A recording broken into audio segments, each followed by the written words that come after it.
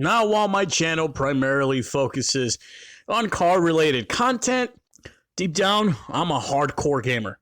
And like everybody else in the freaking world, I finally got my hands on Red Dead Redemption 2. And there's one thing I noticed that no one's really talking about. Something everyone should know before getting this game. Because if you were as hyped for this game as I was, you're in for a rude awakening. Oh man, I can hear the knuckles cracking already, man. Bring on the hate comments. Here we go. This is 6 reasons that Red Dead Redemption 2 sucks. And we're just going to jump right into this, man. We'll start off with number 1, and that's literally the beginning level, aka the over-glorified tutorial. This literally set the tone for me and crushed the overhyped expectations I had for this game. Okay, so for some reason, Rockstar decides it was going to be a good idea to throw the players in a bland and barren, snow-covered landscape at the very beginning of the game. And to make matters worse, you're soon hit with the realization the entire beginning is just an over-glorified tutorial. The pacing is painfully slow, with long-winded, in-game horseback riding dialogue that you really don't give a shit about while you travel from one bland snow-covered area to the other with no options to skip these little cheap in-game cuts. Oh, man. I remember looking back at some of my friends who came over to my house to watch me play the game, and I actually apologized to them. I was like, man, I'm sorry. This thing is just dragging out. Number 2, the horse controls are super clunky and wonky at times. If I had $1 for every time I've been knocked off my horse during an intense chase scene or gunfight, I'd have enough money to buy a real-life horse and take horse riding lessons. The horse AI can't seem to comprehend how to get around tight spaces and objects in the game, causing you to crash into every tree and boulder within walking distance.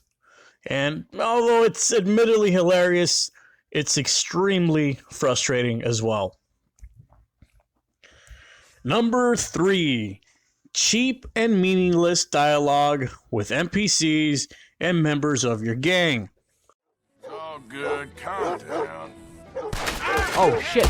Now, Rockstar boasted and championed how you could have these life-changing and engaging conversations with every NPC throughout the game, as well as your gang, until you realize it's an over-glorified taunt and compliment dialogue system. Gentlemen, what's going on there, friend? Hey. Nothing for you to concern yourself with. It never really truly feels like any vocal interactions with these characters has any meaning whatsoever. It ain't no Mass Effect or Skyrim, I can tell you that. And next up is number 4, which is the chore of hunting things. Yes, I said chore because that's what it feels like. You see, Rockstar added a hunger system to the game, which means you have to take time to go hunt animals in the wild. Now, that wouldn't be so bad if the hunting process wouldn't be so damn confusing. When you try and track the animals, you're given like 3 or 4 different trails that you then have to try and figure out, like some weird maze, which one leads to the closest animal. For people like me who work 12 hours a day and have a family, ain't nobody got time for that. Number 5, interior exploration is clunky as hell. Another thing Rockstar talked about was how you can explore every interior that you come across. And while this is true, you find yourself bumbling around like a drunken robot, spamming the X button or square button for all you PS whatever players repeatedly to take items. It just feels weird and tacked on.